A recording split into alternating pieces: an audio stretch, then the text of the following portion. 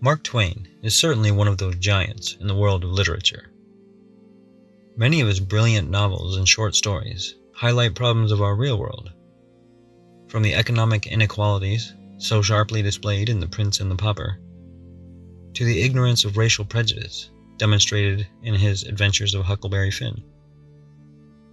While in his book The Mysterious Stranger, he masterfully illustrates the absurdity of religion. Twain actually attempted a few versions of this story, but he never got around to finishing any of them. After he died, another guy who had the rights to the unfinished work stitched this version together and published it in 1916. Now, over 100 years later, this little work of fiction can still be very offensive to many people, because it could force one to question his or her values, and that can be painful. But it can also be beneficial. Literature can help us to see things from other points of view, which we may not be exposed to in any other way. So let's take a look at it, shall we? The story begins with our narrator, Theodore, saying, "It was in 1590. It was still the age of belief. But they meant it as a compliment, not a slur, and it was so taken, and we were all proud of it." Right off the bat, Twain delivers some of his famous rhetoric. In a very subtle way, he drops a bomb. Many people would be offended, but others may not even notice, because Twain says it so casually, not a slur, as if to say, perhaps it should be considered an insult or a slur to be called a believer. Not only to be accused of a faithful adherence to various religions, but also planning one's life around astrology charts, being enchanted by illusions, or wasting time on the pursuit of other fictions, such as leprechauns, UFOs, and Bigfoot. It's one thing to investigate these stories. It's quite another to believe in them wholeheartedly, with no shred of evidence whatsoever. Unfortunately, much of our world is still flailing around in this so-called age of belief. As Jacque Fresco once said, we are at the tail end of the Middle Ages. A person with a scientific attitude is less apt to get stuck in any belief system. Science is never settled, so to speak. We are constantly developing new methods and tools for coming to ever closer approximations of reality, but never a perfect truth. By questioning beliefs, Twain's work of fiction can help to steer us towards science, which we can use to arrive at more predictability about our world, and thus a higher degree of sanity. On with the story. Satan comes to town. He is the mysterious stranger.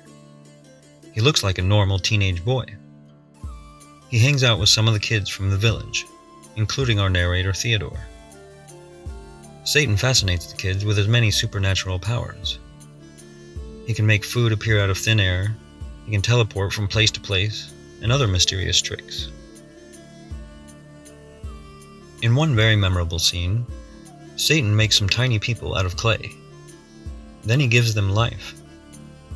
The tiny people start building their own little castle. Then, of course, they begin to fight amongst each other. So Satan smashes them. The kids are shocked and disgusted. How could he just kill them like that? They were living beings.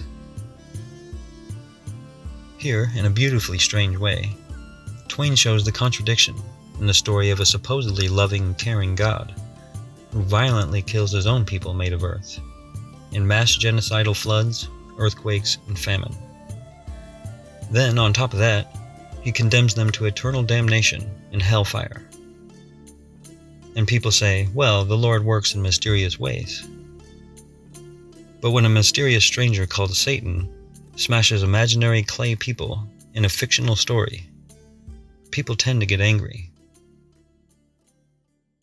Satan takes Theodore to places around the world so he can witness some of humanity's own cruelty. He makes them invisible so they can observe people in their natural environment. They go to a jail where a man is suspected of being a heretic, and the executioners are inquiring into it. By inquire, of course, they mean torture until they get a confession, or the victim dies. This is the sort of thing that happened during the Crusades, the Inquisition, and the Salem witch trials. Many people seem to think that this is all in the past, but religious fanaticism continues to fuel countless witch hunts to this very day. For example, there are certain people in the world who are trying to ban all kinds of books, from some of humanity's finest works of fiction to publications that could be beneficial to scientific inquiry. These modern-day witch hunters are walking back progress made in human rights, largely because of ignorance, fear, and fixed religious beliefs. This part of the story shows the hypocrisy of religious institutions that preach peace, love, and understanding, but at the same time, people go to war and crucify others in the name of an almighty God. One cannot sit on a judge's bench and call oneself a Christian. It's in the Bibles, "Judge not, lest ye be judged." And one cannot don an executioner's hood and call oneself righteous. It is said that Jesus taught, "If someone slaps you, turn the other cheek." I do not see very many so-called Christians practicing those principles these days, which is also rare for people from any other religion for that matter. It seems that most would rather seek revenge than grant forgiveness. After they leave the jail, Theodore says that it was a brutal thing. Satan responds, "No, it was a human thing. You should not insult the brutes by such a misuse of that word." And to me, this is another great way that Twain forces us to look at ourselves. Human beings are capable of committing the most horrible deeds on earth, not gods, devils, or brutes. And it's strange hearing all this from Satan, as if he has the moral high ground. It certainly stands the theories of religion on their heads. Then they go to a factory where men, women, and children are toiling away. Satan says, "The proprietors are rich and very holy, but the wage they pay to these poor brothers and sisters of theirs is only enough to keep them from dropping dead with hunger." Here, Twain contrasts the punishment of the heretic with the treatment of the innocent workers. Satan points out that the heretic is already dead and free of pain. Then referring to the workers, he says, "But these poor slaves have been dying for years. You are such an illogical, unreasoning race." So the workers get more punishment than criminals. That doesn't seem fair, does it? Likewise, in today's world, prisoners in the United States are usually treated better than military veterans. People in prison receive superior health care, a steady food supply, and quality shelter, despite the fact that prisoners are supposed to be condemned and veterans praised. This is not logical or fair, but it fits the monetary system. Building prisons is profitable, while helping those in need is costly. It would actually be cheaper in terms of resources to give everyone quality food and shelter, rather than building war machines and prisons. And that may sound reasonable enough, but indeed, as Fresco said, humans cannot think or reason. We are pushed into our behavior by our environmental experience. For example, one cannot put a primitive tribesman in the cockpit of an airplane and expect him to use his reasoning powers to figure out how to fly on the first attempt. He would have to go through pilot training like anyone else.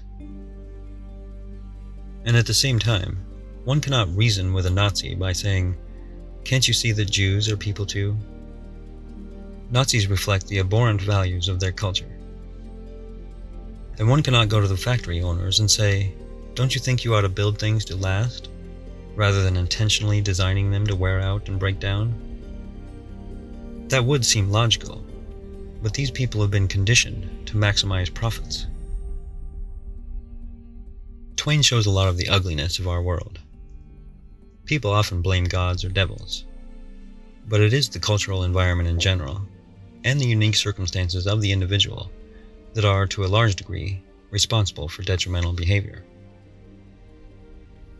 As long as we continue to blame fictional demons or Freudian egos for violence and hatred, we prevent ourselves from making any real progress in the science of human behavior. Change the environment first, then people will change. Satan makes an astute observation about human behavior when he says, "Every man is a suffering machine and a happiness machine combined." The two functions work together harmoniously, with a fine and delicate precision, on the give-and-take principle. In other words, the mechanisms of human behavior largely operate on a combination of rewards and punishment. Theodore asks, "Does God order the career?" To which Satan replies, "No, the man's circumstances and environment order it." Here, Twain gives a vague but poetic description of operant conditioning, decades before B.F. Skinner coined the term. As Skinner pointed out, an important group of variables which modify behavior have to do with the consequences of action. Rewards and punishments are variables of this sort, though rather inadequately identified by those terms. Twain did not have the same terms, but apparently he understood this to some extent, way back in the 19th century, which would make him sort of an early behaviorist. It's fairly obvious from his writings that Twain had a vast amount of knowledge about human behavior. And of course, this must have a lot to do with how his books are so entertaining and enduring.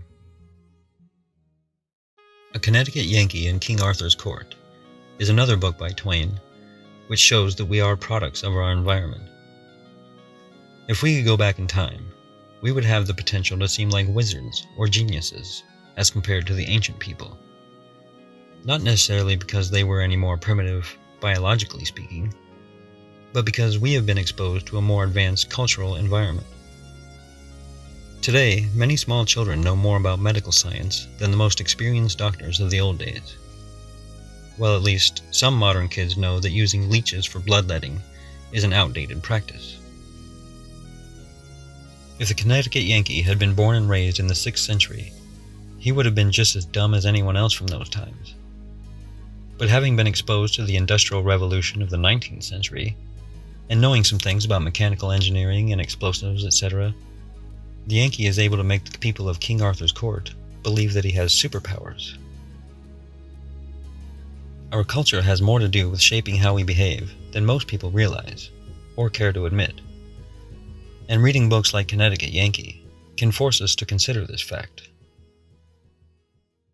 Human beings can be conditioned to just about anything. We can be conditioned to love our ignorance and violence. The football player or the gang member get along just fine without reading books. They might even ridicule or assault those who do read. They make a living by harming others, and the money and praise are rewards that strengthen that behavior. They have been conditioned to their ignorance and violence.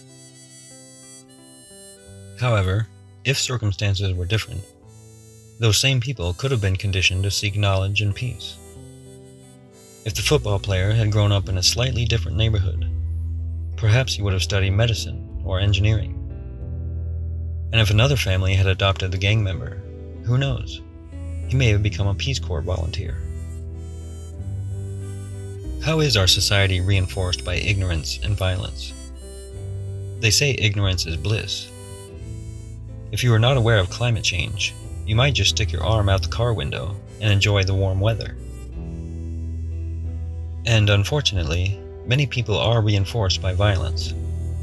Crime does pay. Stealing from neighbors can be a lot less work than having a 9-to-5 job. Polluting rivers and the atmosphere is cheaper than proper waste disposal. Going to war in the name of a god might promote a false sense of security. But in the long run, of course, these things are detrimental to all of us. Later, while Satan contemplates humanity's ignorance and violence, he asks, will a day come when the race will detect the funniness of these juvenilities and laugh at them? And by laughing at them, destroy them? For your race, in its poverty, has unquestionably one really effective weapon: laughter. Twain ridicules and really shows contempt for the detrimental effects of money, politics, religion, and war in so many of his books. By showing these juvenilities and laughing at them, it can inspire us to change them. For example, a celebrity laughs and says, "That outfit is so last season," and a new trend is adopted. People laugh at a politician and reject his message. The more people laugh at the idea of burning fossil fuels, the more likely it becomes that we will seek alternatives. If you cannot solve a problem right now, don't cry about it. Try laughing instead, because it is easier to change laughter into an action pattern for creating solutions.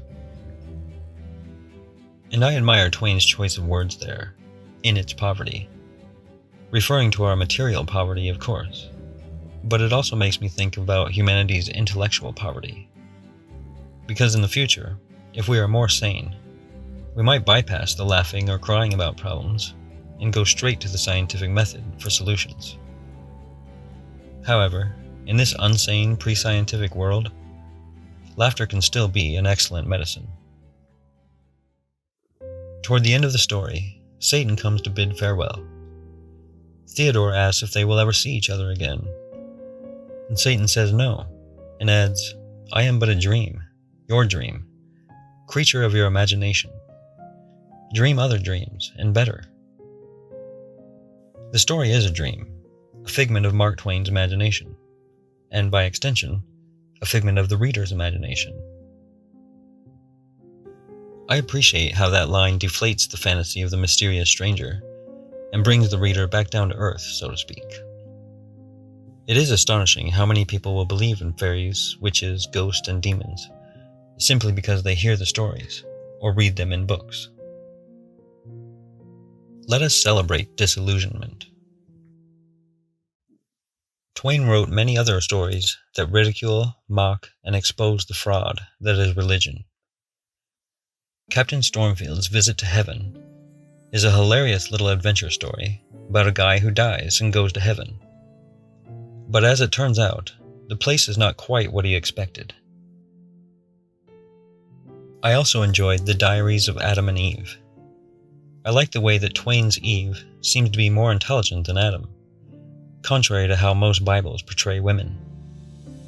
For example, in this story, Eve is the one who names the plants and animals, not Adam.